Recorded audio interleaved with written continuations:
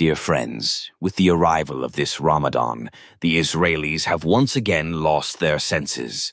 They turned their attention to Masjid al-Aqsa, and this time they intended to seal it completely. Their plan was to expel all Palestinians from Masjid al-Aqsa and lock it down, so they could then lay the foundation of their so-called Third Temple. However, when they attempted to encircle Masjid al-Aqsa from all sides with this treacherous plan, a calamity descended from the heavens that caused them to shriek in terror. Before we reveal the details of this incident, if you are new to our channel, please subscribe and become part of our community. Also, be sure to watch this video until the end. Friends, last Ramadan as well, the Israelis launched a brutal assault. They attacked the Palestinians during prayer, bombarded them with tear gas, and injured them with batons. They inflicted pain upon worshippers in this blessed month. In order to repeat that cruelty, at the beginning of this Ramadan, Israeli forces once again moved to seal Masjid al-Aqsa. At that time, preparations for Ramadan were underway inside the mosque. Palestinian youth were arranging special programs for this sacred month, including plans for Tarawih, regular prayers, and Salat al-Tasbih. While these discussions were in progress, Israeli soldiers stormed into Masjid al-Aqsa, assaulting the worshippers and trying to force them out. But the young people there realized that Israel had come with a new evil scheme. Just as they disrupted worship last Ramadan, they wanted to do the same this year. That is why those youth stood firm against them. They proclaimed, "This time none of your plans will succeed. Indeed, Allah's help will surely be with us, just as He aided our brothers in Gaza against your oppression, making you taste defeat. You will be driven out of Masjid al-Aqsa in disgrace as well." Hearing this, the Israeli soldiers grabbed one of the young men by the collar and began to beat him. They said, "We will seal off the entire Masjid al-Aqsa. Not a single person will pray here this Ramadan." Another youth replied, "This is Beit al-Maqdis, our first Qibla. Just as no one can stop the tawaf at the holy Kaaba, no power can prevent prayers here, for the masjid is the house of Allah, not anyone's personal property. As long as there is a single drop of blood left in our veins, we will not let you harm Masjid al-Aqsa. And when Allah Himself protects it, who can possibly damage it? You will regret this and leave here in tears," they continued. At this, these youths began reciting the Kalima Shahada, ready to die as martyrs if necessary. This time, when Israeli soldiers raised their hands to strike them, the youth fought back and grabbed those outstretched arms.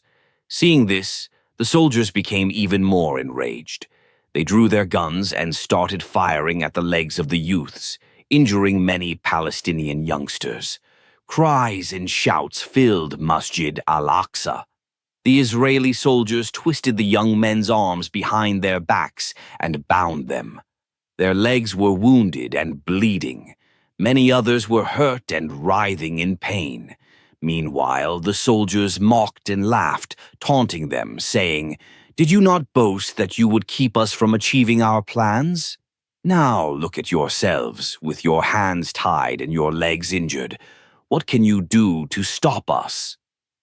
At that moment, Israel was acting like Pharaoh, imagining itself invincible and free to commit whatever crime it pleased. They forgot how their top generals and armies had been humiliated by the Mujahideen in Gaza, forced to retreat in shame.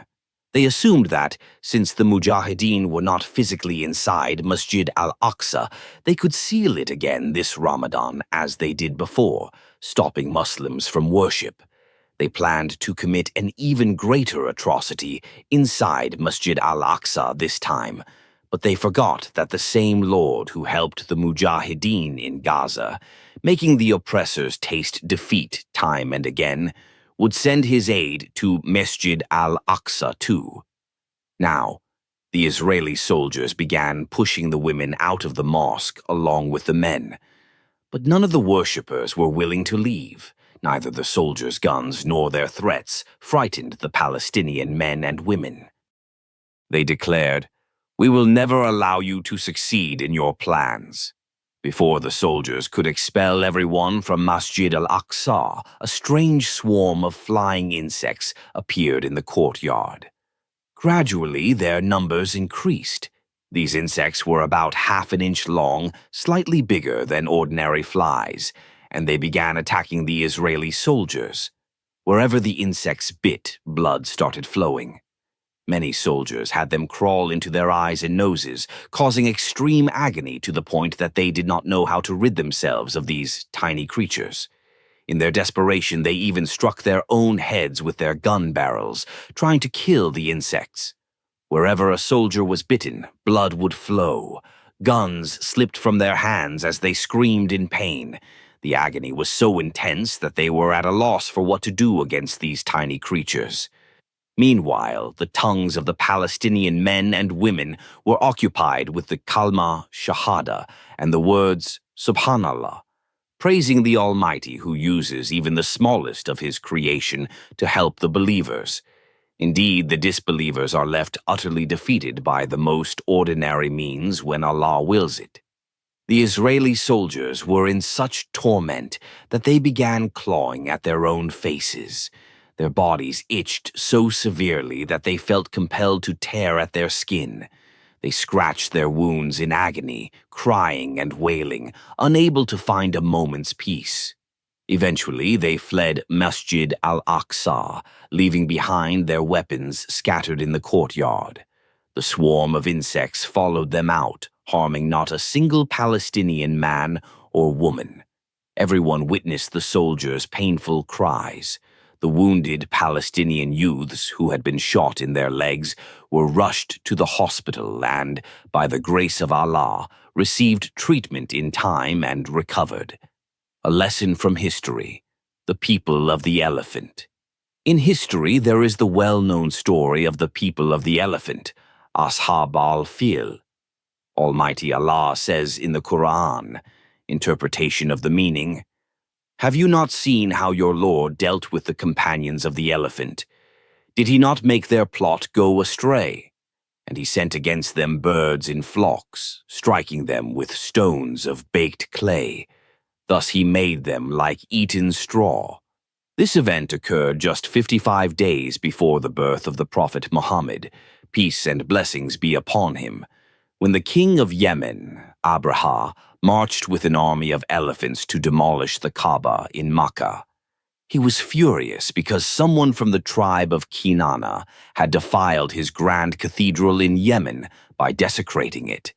Thus, in his rage, Abraha decided to destroy the Kaaba.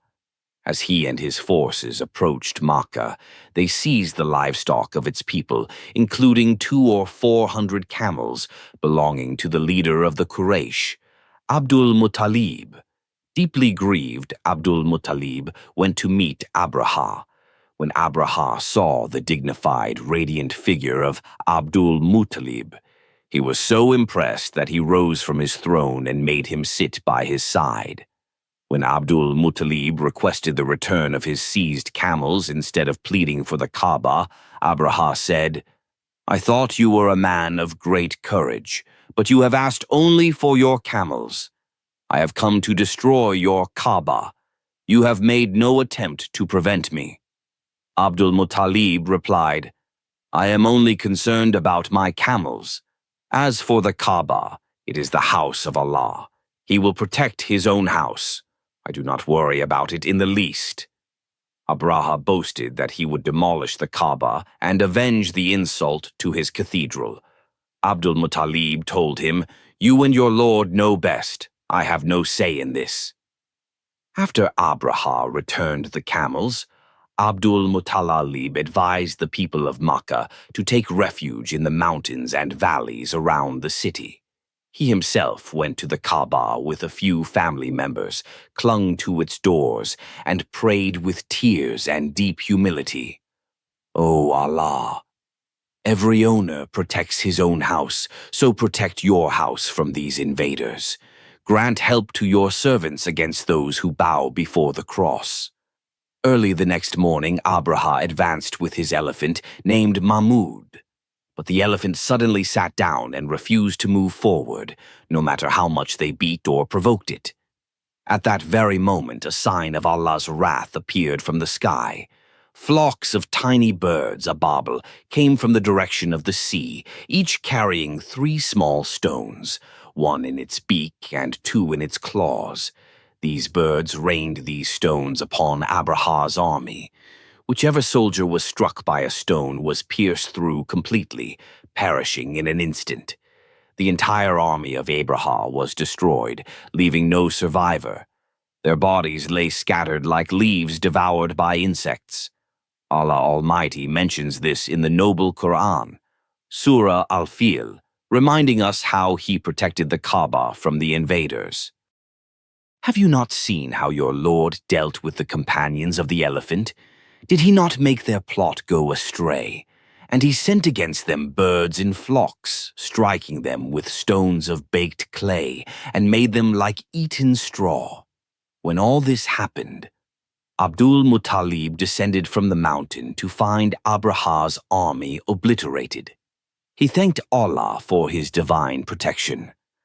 This miraculous event spread far and wide, and the people honored Abdul Muttalib as a blessed leader chosen by Allah. Indeed, Allah protects His house in such miraculous ways.